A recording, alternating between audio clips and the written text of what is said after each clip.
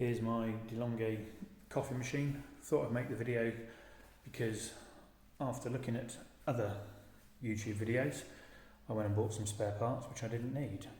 I shall turn it on and explain while it warms up. Here are the spare parts I bought. There's a spring, and if you can see that, there's a little plunger. Now those two parts fit up inside here, and once you take this out and take a screw out of there. Other videos say, oh, if your coffee machine is leaking like mad, replace these two parts. Mine was literally, when you turned it on, there you go, it's up to temperature now.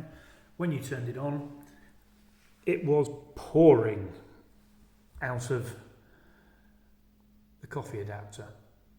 And the tray would be full, literally, of drips within 1 or 2 uses. It'd be overflowing. I haven't emptied that for about 4 or 5 days. As you can see, there are no drips. And if I make a cup of coffee, there are no drips afterwards. Why haven't I put the spare parts in? It's because all it needs is descaling.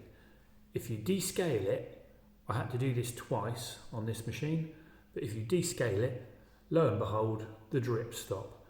What it is the scale builds up in the little feed pipe where these two parts fit, and it stops this little plunger from being able to seat properly and make a good seal.